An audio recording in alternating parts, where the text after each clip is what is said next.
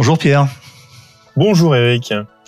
Alors Pierre, on se connaît bien puisque tu es rédacteur en chef de Automobile Propre et que tu as l'occasion d'intervenir sur ce podcast pour commenter l'actualité avec moi.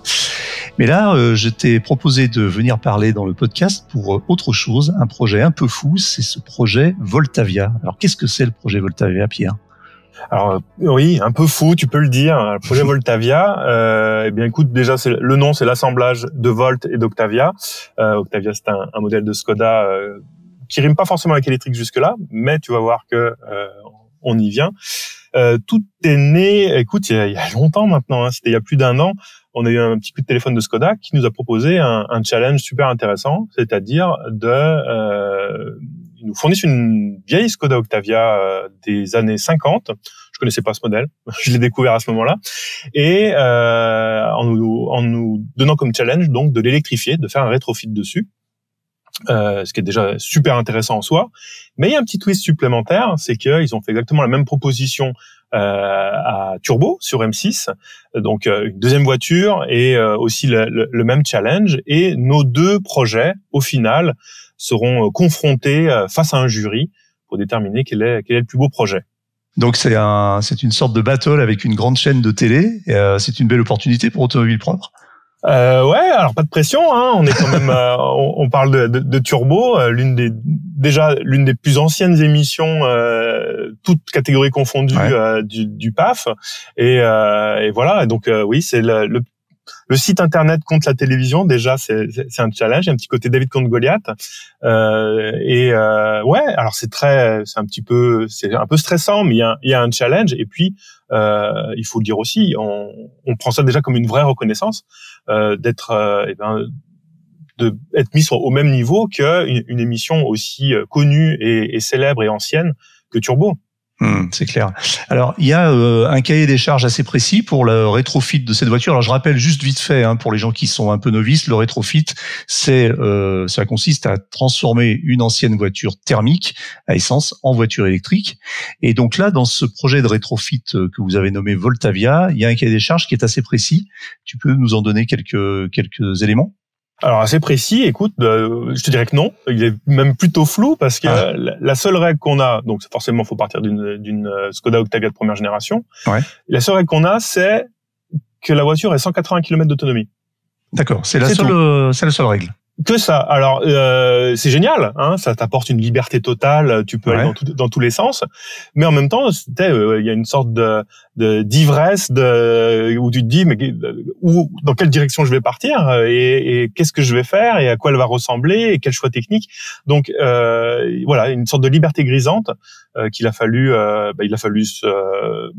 petit peu prendre du recul et puis commencer à voir les choses froidement et déterminer un petit peu, il faut le dire, une philosophie, c'est peut-être un grand mot pour un tel projet, une philosophie et la fiche technique qui en découle.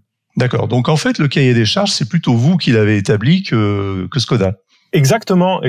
Du coup, il a fallu, comme je te dis, déterminer une philosophie. Donc, moi, je peux te le donner, le cahier des charges. Hein, c'est plus un secret maintenant. Ouais. Alors, ça a été très réfléchi. Il a fallu, il fallait que ça représente un petit peu, nos convictions Automobile Propre, parce qu'on a un site d'actualité, mais on croit en certaines choses et on a une vision de la voiture électrique qui est pas forcément celle d'autres sites ou d'autres médias automobiles plus généralistes. Et du coup, nous, on trouvait ce projet trop simple et on s'est rajouté des règles. Alors, les règles, on n'est pas allé les chercher loin. On allait chercher du côté quelle est la réglementation officielle concernant le rétrofit. D'accord. Parce que c'est justement de ce côté-là, c'est très précis. Même si, et il faut bien le dire justement, et c'est un détail très important, il n'y a pas de volonté d'homologation au final. Ça, je pense qu'il faut le dire. On pourra rouler avec sur route ouverte. Pourquoi ? Parce que Skoda est un constructeur et a la possibilité de faire rouler ce qu'on appelle des prototypes. Donc, ça pourra rouler dans cette catégorie-là. Mais on n'a pas cette volonté d'homologation. Donc, on pourrait faire vraiment ce qu'on veut. D'ailleurs, c'est ce que Turbo fait. Nous, on s'est dit, on va reprendre justement les règles officielles et on va en sélectionner quelques-unes et on va se les imposer. Pourquoi ? Parce que pour nous, ça semblait plus réaliste et ça permettrait à notre communauté qui est plus pragmatique, de s'identifier plus à notre projet. Donc les règles, c'était, on voulait rester dans on voulait pas dépasser trop la masse initiale. La règle dit, ça doit pas faire plus de 20%, la voiture doit pas être 20% plus lourde que la voiture d'origine. Donc nous, ça faisait partie de ce niveau-là. Il faut conserver aussi la répartition des masses, ce qui est aussi très compliqué. Ça, je l'ai appris après parce que moi, j'avais plein de règles, tu vois. Moi, je suis journaliste, je suis pas mécanicien, je suis au niveau technique, j'ai des connaissances très très générales. Et ça a été probablement la plus grosse difficulté, c'est justement de garder la répartition des masses et donc arriver. On enlève le moteur thermique, il faut mettre un moteur électrique et répartir les batteries ensuite pour conserver la même masse sur le train avant et sur le train arrière. Et en dernier, on voulait aussi, il y a aussi une tolérance en matière de puissance d'origine. On voulait garder une puissance nominale électrique qui soit très proche de la puissance d'origine du moteur thermique. C'est-à-dire environ 50 chevaux. On est à 50, ouais, c'est entre 50 et 50. On est parti sur 55 chevaux, c'est 54 exactement. Très bien. Voilà. Après, on a une petite marge de manœuvre parce que on parle de puissance nominale et on sait que les moteurs électriques ont des puissances en pic qui vont aller un peu plus haut, mais on est resté dans la puissance nominale d'origine. Voilà. D'accord, très bien.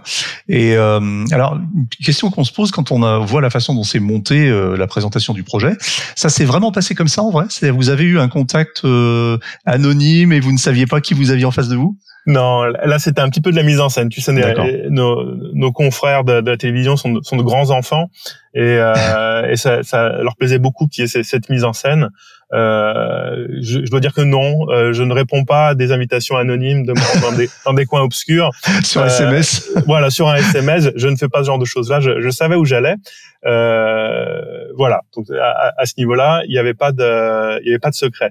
Le vrai secret, par contre, qui a été gardé jusqu'à la diffusion de nos premiers épisodes respectifs entre Turbo et Automobile Propre, c'est que je ne savais absolument pas dans quelle direction justement allait Turbo pour leur projet.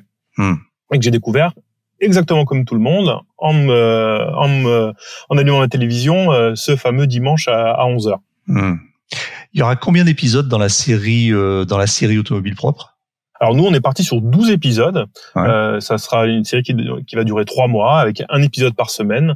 Voilà.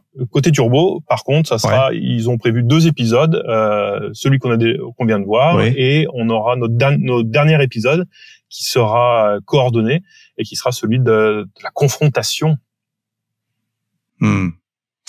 La confrontation et le résultat final. Donc vous êtes mis une sacrée pression et un gros challenge en transformant ce projet en série un petit peu entre guillemets télévisée avec 12 épisodes et avec une vraie dramaturgie, et ça suppose un travail d'écriture probablement gigantesque.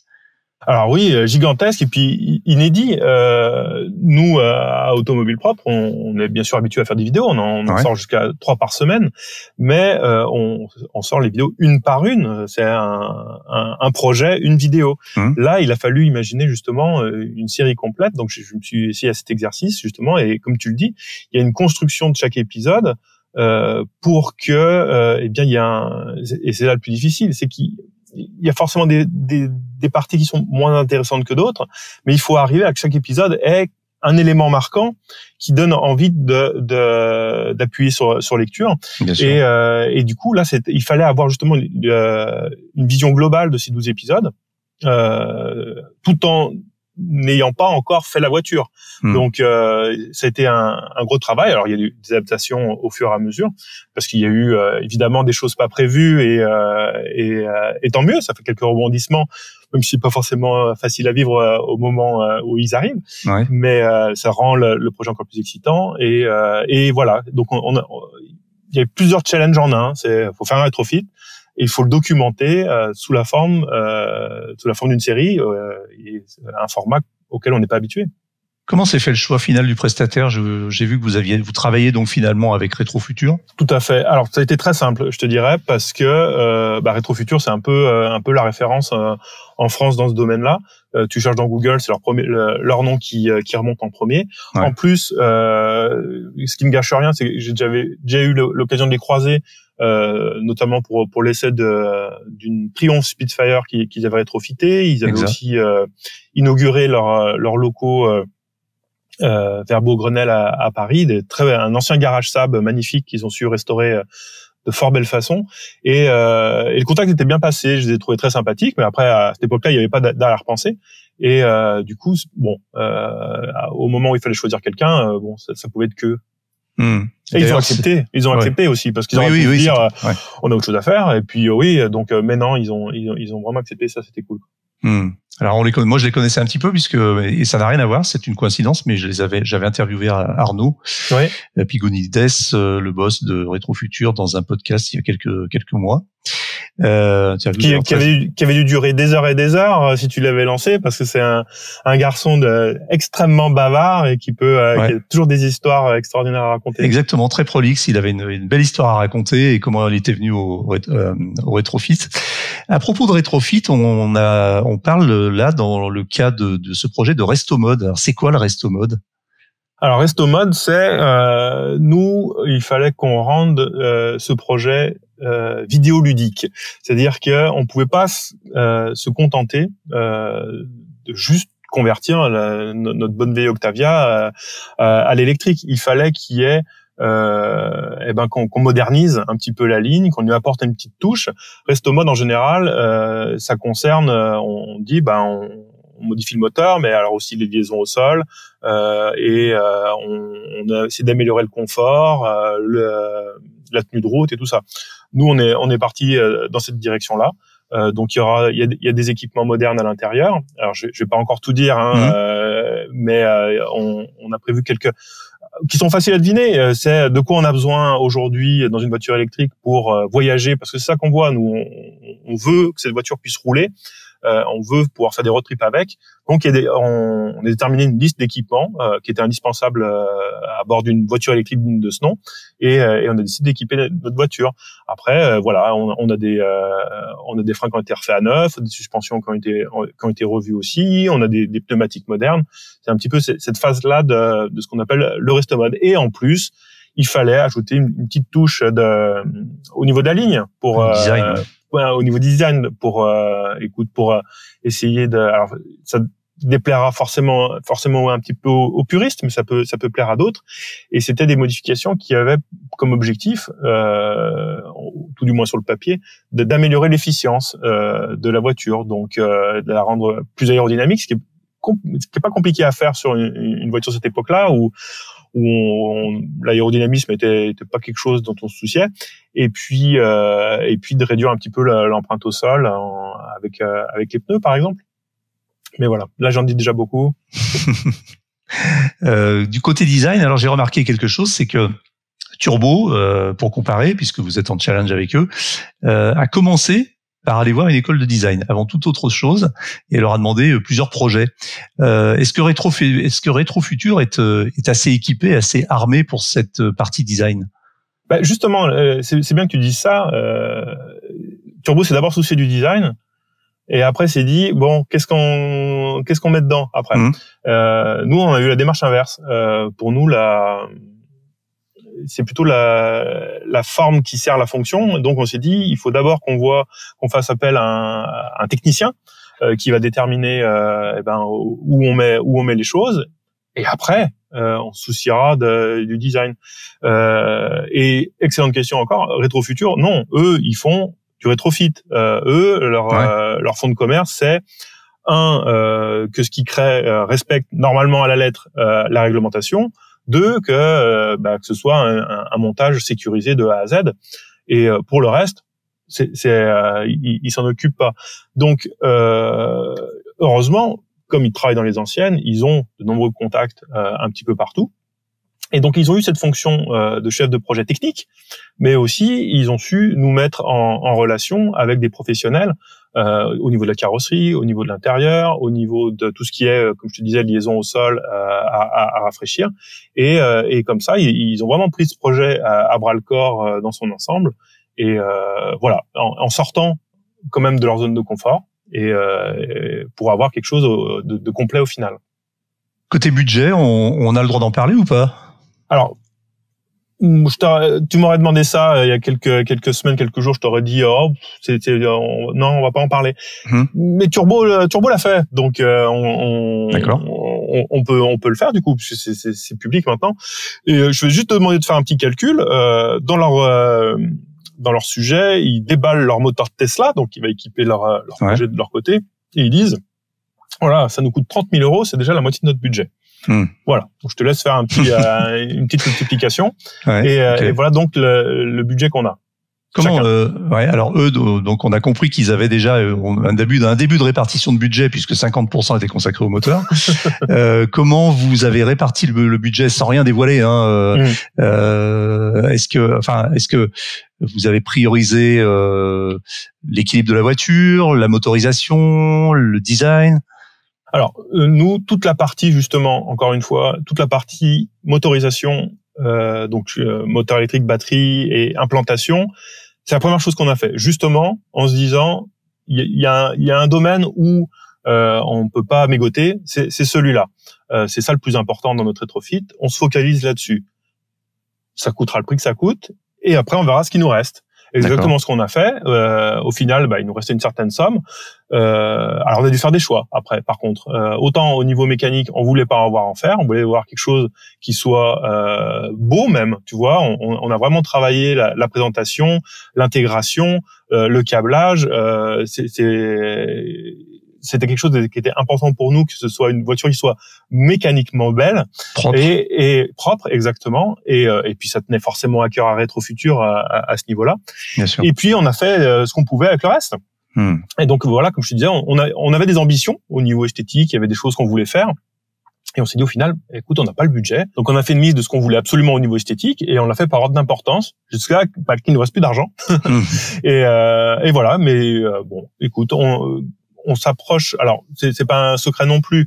Il y a évidemment un petit décalage entre la diffusion des épisodes et là où on en est réellement aujourd'hui. En vérité, on s'approche de la fin maintenant, et on arrive à quelque chose qui est quand même, à mon sens, cohérent et bien chouette. J'aime beaucoup ce qu'on fait. Ok. Pour revenir au budget, effectivement, il y a un budget qui est officiel, une enveloppe qui a été donnée par Škoda à laquelle vous devez vous tenir. Cependant, on imagine bien que il y aura pas forcément de vérification très précise de ce qui a été dépensé. Est-ce qu'on peut pas craindre que M6, avec sa puissance de frappe et la puissance du groupe, profite de facilité ou de budget plus important, on va dire? Ah bah si, là franchement il y a un côté David contre Goliath qui est indéniable. Et puis même Škoda n'a pas interdit d'aller chercher de l'argent ailleurs. Alors je pense que la différence surtout qu'à M6, c'est que et Turbo, c'est que écoute, moi je me pointe chez mon carrossier. Alors Automobile Propre a une certaine notoriété aujourd'hui, et je ne le nie pas. Mais je leur dis, je voudrais que vous me fassiez tout ça gratuitement et vous passerez sur notre site. Ils vont me dire, non, moi j'ai besoin de manger, de payer mon loyer, et c'est pas comme ça que je vais y arriver. Quand on est M6 Turbo, la réponse sera pas la même, évidemment. Ou au pire, on a un rabais conséquent. Ce que je peux comprendre, et je vois pas ça comme une excuse. Nous, on a considéré un petit peu le budget que Škoda nous a donné. On a déterminé notre projet en fonction de ça. Et voilà. Et je suis persuadé que ça sera pas devant nos projets respectifs à la fin.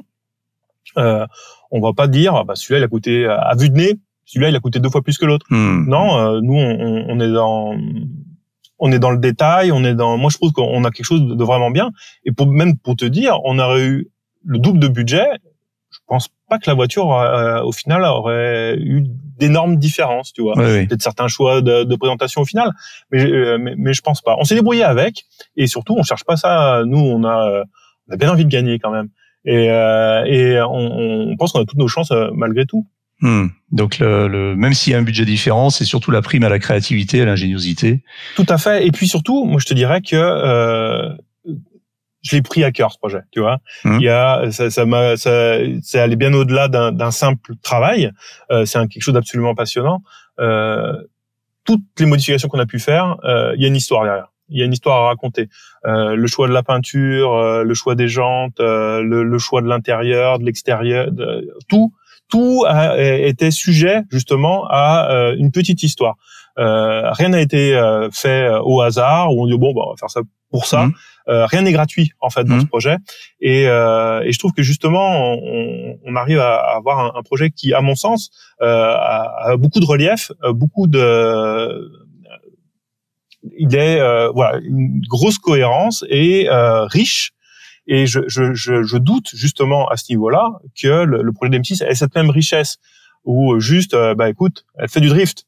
Oui, voilà, nous la nôtre, elle fera plein de choses et de belles façons. J'ai vu, alors c'est un détail technico-pratique, mais qui a pour moi une importance parce que j'aime pas trop ça. J'ai vu que la voiture choisie par M6 Turbo avait un volant à droite. C'est une voiture immatriculée en Angleterre, apparemment, même s'ils l'ont trouvée chez un collectionneur français. Votre voiture aura un volant à gauche. C'est une voiture européenne continentale. Ouais, notre voiture, d'ailleurs, on va la montrer dans le prochain épisode. Donc, ça sera le programme de l'épisode d'après-demain, lundi, à 17h, où on verra la voiture. La voiture, elle vient de Hollande. Et juste pour revenir sur la voiture de turbo, ils ont effectivement une voiture qui est d'origine anglaise, et je suis pas sûr de trahir un secret, mais ils vont la convertir en conduite à gauche. Ils ont récupéré, on avait une Octavia en plus qui servait de banque de pièces, qui était vraiment dans un état épouvantable, et ils ont récupéré tableau de bord et colonne de direction pour la convertir à gauche. Ah ouais, gros travail de conversion là. Alors gros travail, je pense que pour une voiture moderne, c'est un gros travail. Pour une voiture de cette époque-là, j'ai l'impression que c'est desserrer des vis et en resserrer d'autres à l'envers. Ça a l'air, pour avoir vu à quoi ça ressemble sous le capot, je pense, bon, c'est peut-être pas si simple que ça, mais en tout cas, j'ai aucun doute que W Autosport saura le faire. Côté réalisation de la série, tout est de votre côté, du côté d'Automobile Propre, de notre côté, donc tout est tourné en interne avec l'équipe habituelle d'Automobile Propre. Tout à fait. Ouais. C'est toujours Max qui a de nombreux talents, autant devant et derrière la caméra, qui s'occupe de l'image. Moi, je suis devant. Et c'est surtout, c'est bien que tu dises ça parce que moi, je trouve qu'on n'a vraiment pas à rougir habituellement au niveau de la qualité de notre production vidéo. Je trouve on essaie vraiment de lécher le montage, d'avoir une très belle image et de prendre du soin à ce que ce soit vraiment beau à l'œil, en plus d'être riche au niveau du contenu. Là, et c'est le choix de Max, il a vraiment poussé les curseurs encore plus loin, avec vraiment autant au niveau de la qualité d'image que de la mise en scène. Et il a eu un vrai travail de réalisateur, et j'espère justement que il faut parce que forcément on voit ma tête devant et on pense que du coup peut-être que je fais tout. Non, il y a vraiment une équipe derrière qui se coupe en quatre pour justement arriver à fournir un contenu encore de meilleure qualité que ce qu'on fait habituellement. Et ça, c'est cool qu'on soit plusieurs impliqués dedans, quoi. Ça se voit, hein, très franchement, et c'est pas pour se jeter des fleurs, mais franchement, la qualité de la réalisation est top, et elle n'aurait pas à rougir face à une réalisation TV. Hein, ça pourrait très bien passer à la télé sans aucun problème. Ça, c'est mon avis personnel. Fin de la parenthèse. Que va devenir la voiture une fois l'opération terminée? Alors c'est une très bonne question. De toute façon, la voiture, elle va revenir chez Skoda à terme. Pendant un temps, nous, comme je te disais, on construit pas une voiture juste pour faire les foufous avec et tout ça. Nous, on va faire du contenu après. On veut rouler avec, on veut faire des road trips avec, on veut la faire essayer même, et on veut vraiment la faire rouler au maximum. Pourquoi ? Parce que déjà, parce que c'est intéressant, mais surtout parce que on veut démontrer qu'on a bien fait les choses et qu'on a fait un vrai cahier des charges d'une vraie voiture qui roule, qui sera efficace sur route ouverte. Et c'est ça qui validera. C'est le jugement du jury au final, c'est une chose, mais nous surtout, on veut faire une voiture qui fonctionne et qui ait plusieurs usages et qu'on puisse utiliser, parce que là, je te refais le truc dans le désordre, mais on avait d'autres encore paramètres supplémentaires, nous, qu'on s'était imposé un autre cahier des charges. Il était pas question, on sait que Skoda est connu pour son habitabilité, son volume de coffre. on voulait garder les 5 places à bord, on voulait pas perdre 1 cm3 de volume de coffre aussi, parce que ça sert à rien une voiture sans coffre, tu vois. Donc et c'était une difficulté supplémentaire encore qui retombait sur ces pauvres gens de Rétro Futur. Mais pour nous c'était aussi indispensable. Et donc voilà, on veut rouler avec, on va faire plein de choses avec. Une fois qu'on aura terminé, Skoda nous a dit qu'ils allaient récupérer la voiture, donc ça sera sur les 2 voitures seront sur le stand Rétromobile, la prochaine édition du stand Rétromobile en 2024, sur le stand de Skoda. Et ensuite, je sais pas. Ensuite, écoute, elle retournera chez Skoda France. Peut-être qu'elle retournera sur ses terres au fameux musée de la marque. Pour dire, j'en sais rien. Ça paraît loin et ça commence déjà à me faire de la peine rien que d'y penser, parce que je suis très investi dans cette voiture, beaucoup trop investi. Il n'y aurait pas moyen de mettre en valeur un petit peu Automobile Propre en négociant le fait qu'il y ait un logo sur la voiture de façon permanente, où qu'elle soit. Alors, j'en dis pas plus. Mais okay. Il y en a un. Et autrement, effectivement, pendant quelques temps, vous pourrez en profiter et ça pourrait devenir un peu la mascotte d'Automobile Propre. Même si elle reste à l'état de prototype, il y aura moyen de faire des petits road trips, de faire tout à fait. Inviter des lecteurs à faire un tour avec, etc. C'est notre objectif et notre premier objectif, parce que nous, on est très fiers d'être à Strasbourg, on fait partie des rares rédactions qui ne sont pas à Paris, et on est tous des provinciaux, et notre premier objectif, c'est de faire un Paris-Strasbourg avec. Sûrement pas par l'autoroute, parce que c'est pénible l'autoroute. Nous, on passera par la nationale, mais ça paraît, on veut commencer par faire ça, et puis et ramener cette voiture chez nous pour commencer. Et puis ça sera un peu le premier chapitre de tout ce qu'on va faire avec ensuite, quoi. Très bien. J'ai une dernière question, Pierre, qui est plus large. Que penses-tu, toi, du rétrofit et de son marché d'une façon générale? C'est quelque chose qui t'a convaincu, et peut-être à l'aune de cette expérience, d'ailleurs. Alors, je devrais pas te dire ça, peut-être. Moi, ça m'a permis de voir à quel point ça coûtait cher. Ça coûte une fortune pour un particulier, parce que là, on a un petit peu le fonctionnement particulier, même si on a fait appel à des professionnels. Ouais. Les pros du rétrofit, qu'est-ce qu'ils font? Ils font ce travail qu'on a fait, un travail de développement, faire un prototype. Tout coûte une fortune, mais parce que derrière, ils vont le décliner, ils vont le reproduire sur tout un tas de modèles. Et c'est comme ça qu'ils vont finir, après une production d'un certain nombre de modèles, à gagner de l'argent. Nous, on fait pas ça, donc c'est de l'argent. Voilà, c'est de l'argent qu'on va pas récupérer, mais parce qu'il n'y a pas de volonté de commercialiser derrière. Et donc, je sais pertinemment combien ça coûte maintenant. Je sais que donc le rétrofit pour un particulier, ça marchera jamais. Pas en l'état actuel des normes d'homologation qui sont très strictes et qui doivent être strictes. Je dis pas le contraire. Hein. Donc à ce niveau-là, c'est pas possible. Moi, le rétrofit, j'y crois surtout pour quelque chose d'un peu moins glamour. C'est surtout pour tout ce qui est flotte de véhicules pro, d'utilitaires. Parce qu'on a notamment pour tout ce qu'on appelle la livraison du dernier kilomètre, où on n'a pas besoin d'autonomie extraordinaire et où il y a des petites entreprises de livraison où on leur dit vous avez 10 Renault Trafic diesel, demain vous pouvez plus rentrer en centre-ville et il faut vous acheter les équivalents pour 70 000 euros pièce. Non, ils peuvent pas survivre. Et dans ce cadre-là, je pense que justement le rétrofit a une utilité pour ces professionnels et donc crée un marché pour d'autres professionnels pour leur fournir le rétrofit sur base de véhicules utilitaires. Pareil pour les bus, par exemple, pour les bus en milieu urbain. Je pense que ça peut marcher. Après, dans le cadre d'un cadre perso, je le vois moins fonctionner, surtout que je pense pas que les règles qui l'entourent vont s'adoucir.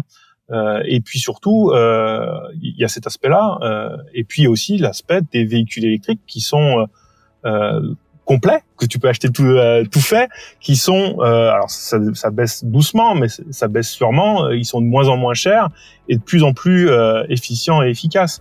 Donc, il y a un moment où ça va se rencontrer et où le rétrofit n'aura plus vraiment lieu d'être, à mon sens. Très bien, Pierre. Merci beaucoup pour ces précisions et le storytelling de cette aventure assez hors du commun. On espère que ça va bien continuer. Puis évidemment, on croise les doigts pour que Automobile Propre soit vainqueur de cette grosse confrontation avec M6 Turbo. Merci, Pierre. Moi, j'y crois. Hein. Merci à toi. À très bientôt.